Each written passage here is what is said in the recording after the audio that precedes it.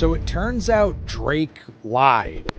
Drake just be taking L after L's after L's, cause your boy withdrew the lawsuit against UMG and Spotify. Kendrick called Drake a master manipulator and a habitual liar. And Drake admitted on this last track that he lied and manipulated Kendrick. Drake has spent over a decade dodging career-ending L's like Neo in The Matrix, but this time, he got hit dead on. After years of running the game, Mr. Ovo himself just fumbled one of the biggest legal battles of his career, and the fallout is ugly. What was supposed to be a power move against Universal Music Group has completely backfired. His lawsuit is falling apart, and UMG is destroying any chance he had at winning. His reputation is spiraling, and all roads lead back to one man, Kendrick Lamar. Drake has been on top for years. Every album has been a chart topper, every tour a sellout, every move carefully calculated. But in 2024, the cracks started to show, and they all began with one song, Kendrick Lamar's Not Like Us. They try to rig the game, but you can't fake influence, bro. Real talk. You can have as many sales, as many streams, as many whatever. You can't fake this influence right here. It all started with a rap war that spiraled out of control. J. Cole initially set the stage by mentioning the big three himself, Kendrick, and Drake in first-person shooter, seemingly paying respect. But Kendrick didn't take it that way. Instead, he fired back with Like That, dismissing the idea of a big three and making it clear he was the only one that mattered. Drake jumped into the beef with his own diss tracks, Push-Ups and Tailor Made. That was his first mistake, because Kendrick wasn't about to let that slide. He came back swinging with Euphoria, a lyrical masterpiece that dissected Drake's entire persona, career, and reputation. But if people thought that was bad, Kendrick wasn't done yet. He delivered the knockout punch with Not Like Us, and everything changed. This wasn't just another diss track. It became a cultural moment. The song completely framed Drake as a predator, playing into accusations that had been lurking in the background for years. But it wasn't just the lyrics, it was the impact. I promise I'm not trying to beat a dead horse here, but we're reaching a point where we have to go from, is this the biggest diss song of all time, to, is this the biggest rap song of all time? And this is less than a fucking year. Like, this song has taken over not only nationally, right? Not only across the country, around the fucking world. The song was an instant hit, topping the Billboard Hot 100. It also became the soundtrack of the internet, with people making memes and TikToks clowning Drake. Celebrities danced to it, making the humiliation impossible to ignore.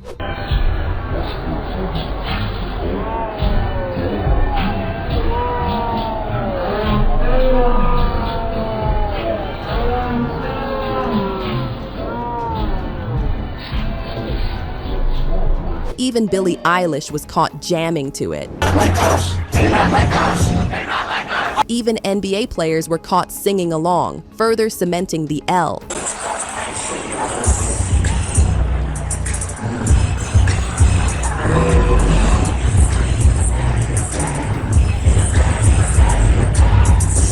And then came the final humiliation. Kendrick slayed the Grammys. It also swept the awards, winning Song of the Year, Record of the Year, Best Rap Performance, Best Rap Song, and Best Music Video. That's 5 Grammys. 5. To put that into perspective, Drake has only won 5 Grammys in his entire career. For Drake, this wasn't just an L, this was a career-shaking catastrophe, and he couldn't just sit back and take it. So, instead of focusing on his music, he turned to legal warfare. Drake launched a massive lawsuit against Universal Music Group, claiming that they artificially boosted Not Like Us to destroy his image. So one of the most interesting points from Drake's lawsuit versus UMG is stated in paragraphs 51 through 53. In this portion of the lawsuit, Drake claims that Kendrick Lamar, back in 2022, signed a short-term deal with UMG. But part of the terms of his deal was that he wanted to see exactly what UMG was willing to do for him. He wanted to see if UMG could push him to the level of their biggest artist, Drake. and he wanted to see them do it in a shorter time period. And if UMG successfully was able to push him to that same level, then he would agree to sign a longer-term deal with UMG. According to the lawsuit, Universal didn't just let Kendrick's track fly, they allegedly orchestrated its entire success, making sure it went viral by any means necessary. Drake claims the label went full villain mode, secretly boosting streams and radio play while using the song's allegations to damage his reputation. Because let's be real, the "Not Like Us" lyrics weren't just shots, they were career-threatening accusations. The track painted Drake as a predator, fueling an online wildfire that had people calling for him to be blackballed. And it wasn't just talk. The lawsuit details how the backlash turned physical, pointing to the actual shooting that went down at Drake's Toronto home not long after the song dropped. A security guard got hit, and suddenly, this wasn't just internet drama, it was real-world violence. Drake also claimed in the lawsuit that the diss track resulted in one of his security guards being attacked by intruders at his home in Toronto. On top of that, Drake started dealing with multiple trespassing incidents, people showing up uninvited, and a wave of social media hate that straight up labeled him as a sex offender. At this point, it's giving conspiracy. Drake's lawyers argue that Universal had a motive. They were gearing up for contract negotiations,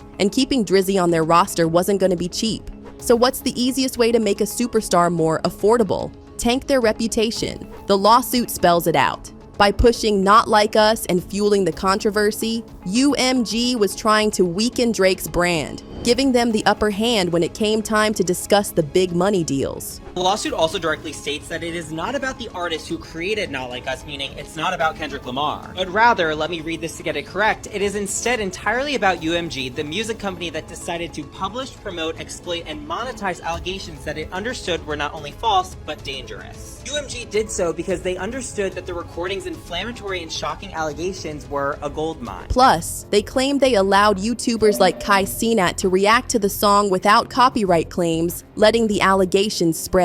The fallout? Drake says he had no choice but to make serious changes to his life. He pulled his son, Adonis, out of school in Toronto for safety reasons. He even arranged for his son and mother to leave the city altogether once summer hit. And on a day-to-day level, he's ramped up security and taken extra steps to protect himself and the people around him. And the worst part? When Drake confronted Universal about the chaos they allegedly helped create, they basically hit him with the corporate version of, "That's crazy," anyway, and did absolutely nothing. But here's the twist. It looks like Drizzy is about to switch up his whole approach. According to UMG's attorney, Roland A. Ransom, Drake is already backing off from some major allegations in his lawsuit, which is giving Universal the perfect setup to try and shut the whole thing down before it even reaches trial. Ransom fired off a letter to the court, basically saying, "Let's push back the pretrial conference because we're about to hit them with a motion to dismiss." The deadline for that is March 17th, and Universal is hoping to make this case disappear. But the real tea? Ransom casually mentions that Drake is already walking back some of his claims, without saying which ones. So what could he have lied about? First of all, fake streams. Drake had claimed UMG paid for fake streams to boost Not Like Us, but Spotify confirmed that the song's numbers were real. Then about tying the song to violence. Drake suggested that Kendrick's diss had led to the shooting at his home,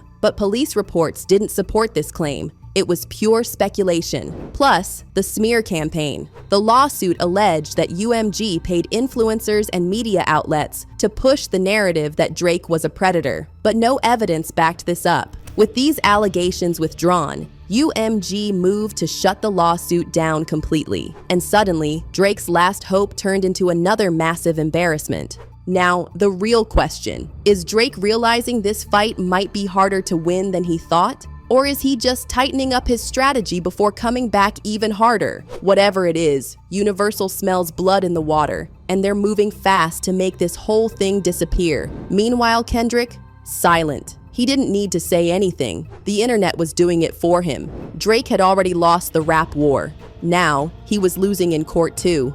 With his lawsuit falling apart, Drake needed one last move to reclaim power, his music. But that kind of flopped too. Instead of celebrating his latest album, OMG Ongs For You, he's out here waging war against the industry, convinced that his own label is low-key sabotaging him. According to DJ Academics, and a flood of fans on social media, something weird is going on with the album's rollout. People claim that when they search for the album, it's nowhere to be found. And to make things worse, right after playing a Drake song, Spotify allegedly auto-cues Kendrick Lamar's Not Like Us.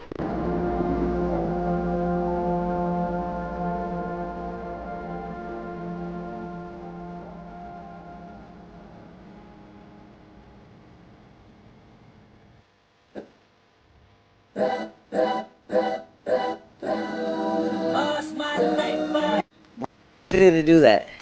You guys see that? Why the play Kendrick Lamar after the album? Why the did it do that? That's crazy.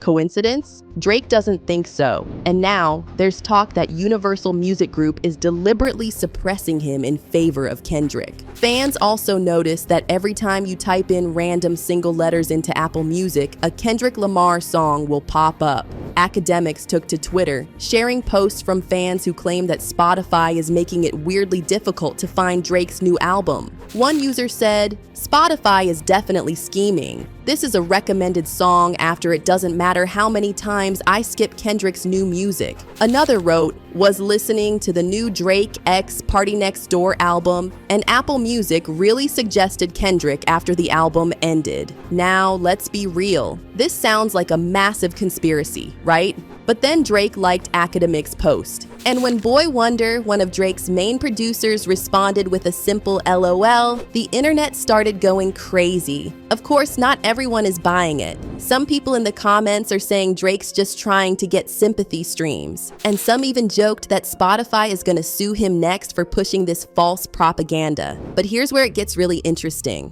While Academics and Drake are sounding the alarm over alleged sabotage, Kendrick is quietly celebrating. According to Hip Hop All Day, Kendrick has just become the most streamed rapper globally on Spotify, dethroning Drake after just one day. Even Drake's Australian and New Zealand tour was rolling smooth until it wasn't. It's not looking good for Drake's New Zealand and extra Sydney and Brisbane show. I heard a few days back that there was rumours that Drake might be pulling out of the New Zealand leg of the Anita Max Win tour. But I left that for a little bit and then the rumours kept getting stronger. So if you check the New Zealand ticket website today, for the Spark Arena Auckland shows, it now says no availability. And if you saw how many tickets left were there before, you'd know that this is not a good sign. There were heaps of tickets left. So no availability is definitely a sign that the New Zealand show is going to be cancelled. The man had already knocked out 10 dates. Fans were getting their money's worth. And then out of nowhere, he hits pause. 4 shows postponed. The reason? A scheduling conflict. But let's be real.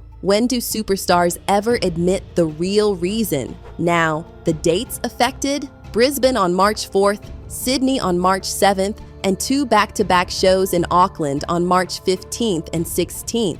The official word from Drake's camp is that they're actively working on rescheduling and even considering adding more shows. Sounds good on paper, but no one's seen these rescheduled dates yet, so fans are stuck in limbo, waiting to find out if they'll get their money's worth, or if they should just take the refund and move on. He was even using the tour to hit back at Kendrick's performance.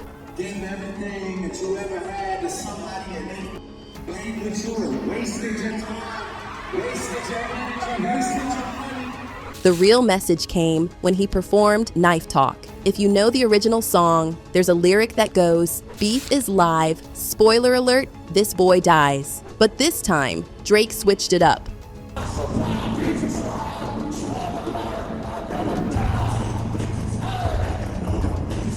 Then, he made things extra clear with this song.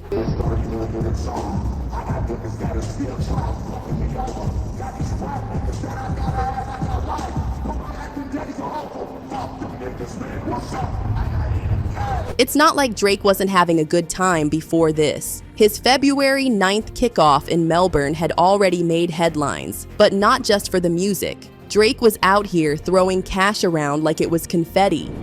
I see 2 sides. I see one that has my son's name on it, and then I see another one behind it that says, "Kiss me, it's my birthday." You see that sign right there? Well, on behalf of me and my son, we're gonna give you 25 grand for your family and enjoy yourself. One particularly wild moment, he spotted a pregnant fan in the pit at a Sydney show, told security to pull her out, and casually tossed her $30,000.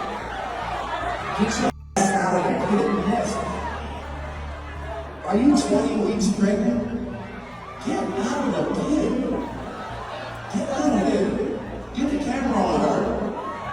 Get that baby out of the pit ASAP. Come here, girl. Grab you. Give her some VIP tickets immediately at like $30,000. Naturally, once fans caught wind that Drake was in a generous mood, the concert experience started turning into "The Price is Right." Signs started popping up everywhere asking for money. And let's just say it didn't take long for things to go from wholesome to kinda weird. There's even a viral pic now of Drake on stage, staring down a sea of posters begging for cash, and people are calling it dystopian. But let's not act like Drake isn't still indulging in this whole thing. At another Sydney show, he spotted a sign from a fan who wanted to play rock, paper, scissors for a car for his dad. Drake, being Drake, accepted the challenge, got competitive, and won 2 rounds straight. But he still threw the guy $20,000 for the effort. Like, at this point, is the tour even about the music? Or is this just a high-stakes casino disguised as a concert? Now, while he's keeping fans waiting on those rescheduled dates, he's already locking in his next big move. Wireless Festival just announced that Drake is headlining all 3 nights, July 11th to 13th, at London's Finsbury Park. That's a history-making run, by the way. No artist has ever done 3 completely different sets across the whole weekend. So it still doesn't make sense why he would cancel the tour. It's like he is accepting defeat. He even admitted it in his lyrics. In Gimme a Hug, he rapped, "Ga rap beef. I'm trying to get the party lit." It was the closest he came to waving the white flag. He even hinted that he had planted fake stories about Kendrick to bait him, a strategy that completely backfired. Fans weren't fooled. They saw this as Drake admitting he lied. And Kendrick? He didn't need to say anything. His music was still dominating, and he had nothing left to prove. Drake was out of moves. But here's where things get real murky. Wack 100 has been in the industry long enough to see the writing on the wall, and he's convinced that Drake's legal issues might just be the beginning. What was once considered normal in the industry, flying people out, throwing extravagant parties, and keeping things quiet with a bag, ain't cutting it anymore. The rules have changed, and Wack is convinced Drake is next on the chopping block. Yo, if that nigga came out and said, 2025. huh?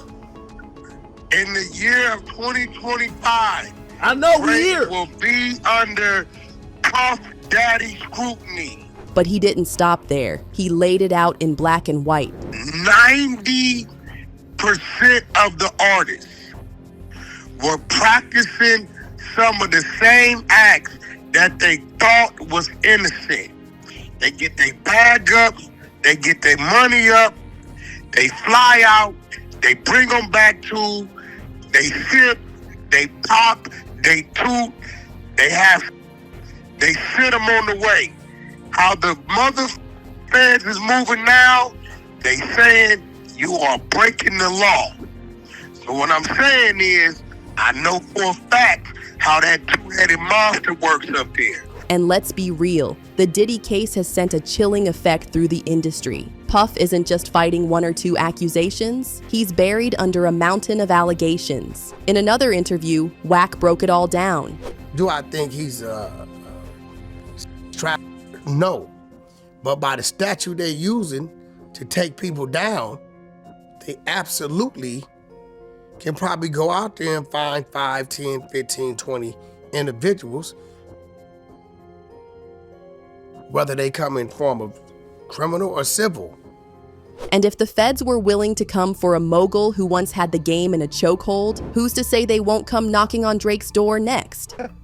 Yeah, you swept it under the rug at that time. Yeah. But it's a lumpy that rug doesn't still. say it's a lumpy rug. right. Yeah. And I'm saying you keep challenging that monster up there. They build you up, they'll tear your down. Because as Wack pointed out, the blueprint is already there. The machine builds you up, then decides when it's time to take you out. Drake can maintain what we know is about that? Do you think he can survive it? Can Drake maintain his status and survive his label shying away, fans not respecting his move? Do you think he's at that point? We know he has a whole nother country outside of America that he can lean on. But that's not all. Academics took things even further. According to him, the drama isn't stopping at Drake and Diddy. There's another TDE artist they're running on. That's about it, and I've turned it down because I know what this is. He claims there's already a top dog entertainment artist caught up in some serious allegations. Now, if you're wondering who, we don't have names yet, but what we do know is that a woman has come forward accusing key TDE figures, including Brandon Tiffeth and Anthony Musa Tiffeth, of SA and other disturbing behavior. Marty Singer, TDE's attorney, came out swinging in a statement, calling the claims fabricated and insisting there are receipts that completely refute the accusations. He even threw in the fact that the two women involved, Linda Luna and Aya Altairi, were never actually employees of TDE. Basically, the label is standing 10 toes down, refusing to fold under the pressure. But we've seen how these things play out before. When the first domino falls, the rest aren't far behind. Drake really thought he was untouchable, like he could just sue his way out of the biggest L of his career. But Universal Music Group wasn't playing, and when the dust settled, his lawsuit crumbled like a stale cookie. The receipts weren't receding, the case wasn't casing, and now he's looking real goofy.